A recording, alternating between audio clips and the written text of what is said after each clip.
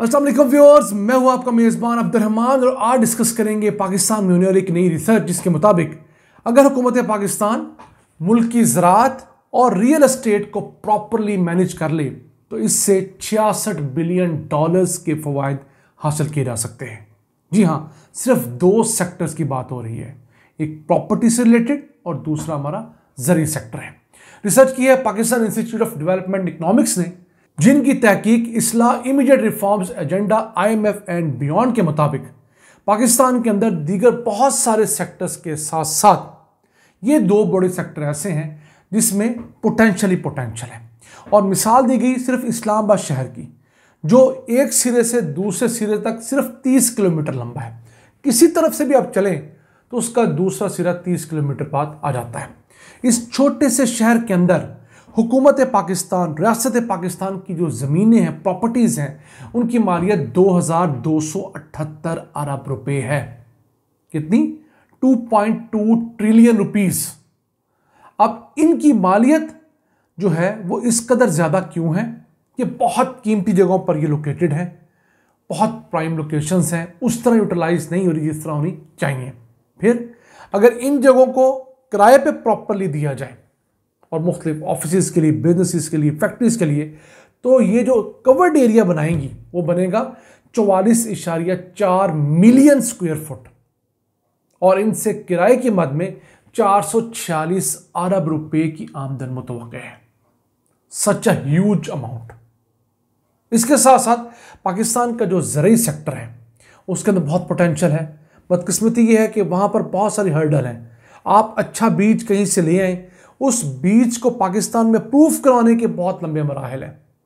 इसी तरह के चंद और कदरे ना हो तो पाकिस्तान के अंदर सिर्फ ज़राअत का महकमा फौरी तौर पर 1722 अरब रुपए की एडिशनल आमदन दे सकता है क्वालिटी बीज के ज़रिए। सिर्फ देखिए बीज कितना बड़ा अहम किरदार अदा करता है किसी भी प्रोडक्शन के अंदर। अगर आपका बीज अच्छा है तो आपकी पैदावार 50% तक अच्छी होगी, यानी कि आपकी पैदावार 50% तक बीज की क्वालिटी पर डिपेंड करती है। अगर आप बीज क्वालिटी घटा देंगे तो पैदावार घट जाएगी, बीज क्वालिटी बेहतर कर देंगे पैदावार बढ़ जाएगी। उसके अलावा खाद, दीगर चीज़ें उसके ऊपर टॉप अप होंगी। आप कमज़ोर बीज के ऊपर जितनी मर्जी खाद डालें, जितना मर्जी पानी डाल लें, उससे अच्छी पैदावार नहीं ले सकते। आप अच्छे बीज के ऊपर थोड़ी खाद भी डालें, थोड़ी मेहनत भी करें तो उसकी पैदावार कहीं ज़्यादा होगी पहले वाले मॉडल की निस्बत। तो अब अच्छे बीज से आप 1722 अरब रुपया मुल्क की मईशत में ऐड कर सकते हैं। फिर मुल्क भर के अंदर जो लाखों एकड़ ज़मीन सरकार की पड़ी हुई है, जो ज़राई ज़मीन है, कौड़ियों के भाव या तो लोगों को ठेके पे दे रखी है या उसके ऊपर लोगों ने कब्जा कर रखा है। उस ज़मीन को अगर एग्री ग्रेजुएट्स के हवाले किया जाए, यानी ऐसे लड़के लड़कियां जिन्होंने एग्रीकल्चर के अंदर ग्रेजुएशंस की हैं, डिग्री कर रखी हैं, मास्टर डिग्री हैं, MPhil हैं, PhD हैं, उनको ज़मीनें दी जाएं जैसे शहबाज शरीफ ने अपने दूसरे चीफ मिनिस्टर दौर में दी थी। तो यकीन कीजिए उन एग्री ग्रेजुएट्स की वजह से इर्द गिर्द के गाँव में बहुत बड़ा इनकलाब आएगा। क्यों?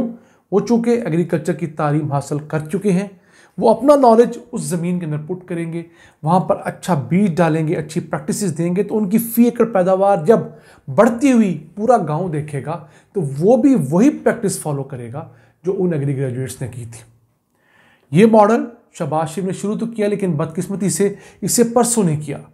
और जिन लोगों को पूरे पाकिस्तान के अंदर ज़मीनें दी गई एग्री ग्रेजुएट्स को, उनमें से आधों से ज़्यादा को तो ज़मीन का कब्जा ही आज तक नहीं मिला।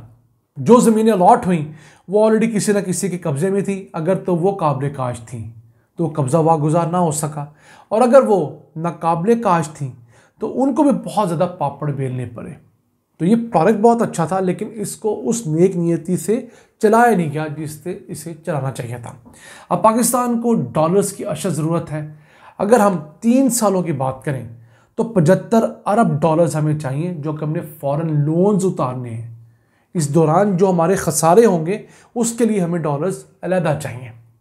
अब अगर इसी कैलेंडर ईयर की बात करें सन 2024 की, तो नवंबर के महीने तक मजमूई तौर पे हमने 27 बिलियन डॉलर्स दुनिया के देने थे। तो 3-4 बिलियन डॉलर सिर्फ दिए। अभी भी हम लोगों ने को 22-23 बिलियन डॉलर्स इस कैलेंडर ईयर में नवंबर के महीने तक अदा करने हैं। फिर अगर बात करें फाइनेंशियल ईयर 2025 की, तो हमने कोई 22 से 23 बिलियन डॉलर्स अगले मालियाती साल में भी देने हैं। उसके बाद साल 2026 का मालियाती साल आएगा तो हम लोगों ने 24 अरब 60 करोड़ डॉलर्स देने हैं, और 2027 के मालियाती साल में हम लोगों ने 25 अरब डॉलर्स देने हैं। ये तखमीना अभी का है, अभी हम मजीद कर्जे ले रहे हैं। उन कर्जों की जब किस्तें ड्यू होंगी आगे जाके, तो मुझे खदशा है कि ये अमाउंट 1-2 बिलियन डॉलर हर साल बढ़ जाएगी। तो उस अमाउंट के लिए हमें क्या करना होगा? इन दोनों सेक्टर्स के अलावा हमें टैक्स रिफॉर्म्स करनी होगी बड़े पैमाने पर। फिर मॉडर्नाइजेशन को हर जगह इंप्लीमेंट करना होगा और मार्केट को खुला करना होगा। इस वक्त पाकिस्तानी मार्केट्स के अंदर हुकूमत की जानब से बहुत ज़्यादा कदगने हैं। पाकिस्तान में अगर आपने कारोबार करना है तो 122 मुख्तलिफ इदारे ऐसे हैं जो कारोबारों को रेगुलेट करते हैं, रेगुलेटरी अथॉरिटीज़ कहते हैं। कोई एक फैक्ट्री आपने लगानी है तो उस पर 32 महकमों का जुरिस्डिक्शन होगा, दूसरी लगानी है उस पर 25 महकमों की जुरिस्डिक्शन होगी, तीसरी लगानी है पता लगेगा इस पर 35 महकमों के एनओसीज चाहिए। तो ऐसे तो कोई बंदा फैक्ट्री लगाकर कामयाब नहीं हो सकता। ये वजह है कि हमारी एक्सपोर्ट्स गुज़िश्ता 10-15 सालों से 25 से 30 बिलियन के दरमियान ही उछलती कूदती रह रही हैं, बल्कि कभी कभी तो ये 20-22-24 बिलियन तक भी गई हैं। वजह यह है कि बहुत ज़्यादा हुकूमत का इंटरफेरेंस है कारोबार के अंदर। उसके लिए हमें एक मॉडल बदलना होगा। फिलहाल पाकिस्तान में क्या होता है, परमिशन बेस्ड मॉडल है कि आपने कोई फैक्ट्री लगानी है, कोई कारोबार करना है तो पहले जाके मुतल्लिका इदारों से परमिशन लेंगे, और उस परमिशन के अंदर आपको टाइम भी लगता है, रिश्वत देनी पड़ती है और महकमे तंग भी करते हैं। दुनिया बदल गई है, दुनिया में डिजिटाइजेशन आ गई है। आप कारोबार शुरू करने से पहले सिर्फ हुकूमत को इन्फॉर्म करते हैं, हुकूमत आपको उस कारोबार के लिए चंद प्रोटोकॉल्स देती है, शुरू में आपने जो करने हैं और फिर वक्त के साथ साथ आपने क्या फुलफिल करने हैं। आप कारोबार शुरू करते हैं, कमाते हैं और साथ साथ जो उनके एसओपीज होते हैं उनको फॉलो करते जाते हैं। यही मॉडल साउथ अफ्रीका ने कमाया।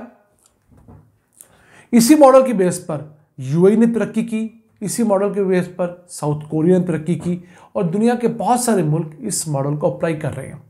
हमें बदकिस्मती से इस मॉडल की तरफ जाने नहीं दिया जा रहा, क्योंकि जिन लोगों की अरबों खरबों रुपए की रिश्वतें हैं, काम रोक कर वो रुक जाएंगी। अब कैसी बात है कि एक शख्स फैक्ट्री लगाना चाहता है, उसे जो 4 बुनियादी चीज़ें चाहिए, बिजली, पानी, गैस और सीवरेज का कनेक्शन, वो क्यों एक जगह पर नहीं मिल सकता? उसे क्यों बिजली के महकमे में अलहदा जाना पड़ता है, गैस के पीछे अलहदा भागना पड़ता है, सीवरेज के लिए अलहदा मिन्नतें करनी पड़ती हैं, पानी के कलेक्शन के लिए अलहदा कोशिशें करनी पड़ती हैं? तो क्यों नहीं कोई एक जगह ऐसी हो जहां पर कमर्शियल सेक्टर और इसके साथ साथ इंडस्ट्रियल सेक्टर को एक टाइमलाइन दे दी जाए कि बिजली का मीटर महीने में लगेगा तो वो महीने में लगे, अगर नहीं लगेगा तो मुतल्लिका अफसर को जुर्मवार करार दिया जाए। इसी तरह गैस के मीटर की टाइमिंग दी जाए, सीवरेज के कनेक्शन की, पानी कनेक्शन की इकट्ठी टाइमलाइन दी जाए, ताकि लोगों को पता हो कि मैंने कारोबार शुरू करना है, इतने दिनों बाद ये चीज़ मिलनी है। पाकिस्तान में अगर आपने बिजली का मीटर लगवाना है इंडस्ट्री के लिए तो वो 120 दिन से ज़ायद ले जाता है, गैस भी 4 महीने से ज़्यादा टाइम ले जाती है लगते लगते। तो हमें इन चीज़ों को रैशनलाइज करना होगा। दुनिया बहुत आगे जा चुकी है, दुनिया आपके ऑफिस से कंट्रोल होती है। आप हर सरकारी दफ्तर में जाने की बजाय कंप्यूटर के ज़रिए, एक पोर्टल के ज़रिए हर दफ्तर में अपने आप को अप्लाई करवाते हैं, रजिस्टर करवाते हैं, उनकी फ़ीस देते हैं और वो दफ्तर आपको विद इन डेज वो सहूलत मुहैया करता है। यही वजह है कि पाकिस्तानी ताजर उठकर यूएई में इन्वेस्ट कर रहे हैं, कतर में इन्वेस्ट कर रहे हैं, दुनिया के दीगर मुल्कों में जाकर अरबों डॉलर्स इन्वेस्ट कर रहे हैं। हम दुनिया को कहते हैं कि पाकिस्तान में आकर अरबों डॉलर्स इन्वेस्ट करो, क्यों? वो क्यों करेंगे जब हमारे अपने ताजर, हमारे अपने बिजनेसमैन, हमारा अपना सरमायाकार मुल्क में इन्वेस्ट करने को राज़ी नहीं है? पहले हम अपने सरमायाकार को राज़ी करेंगे तो तभी जाकर दुनिया हमारी तरफ लौट के आएगी। ये एक रिवर्स फार्मूला है। जिस दिन हमारी हुकूमतें इस फार्मूले को समझ गई, यकीन कीजिए इसी मुल्क से आप लोगों को तेल और सोने जैसी तरक्की दिखने को मिलेगी। आज के लिए इतना ही। अपने मेज़बान अब्दुल रहमान को इजाज़त दीजिए। अल्लाह के बाद।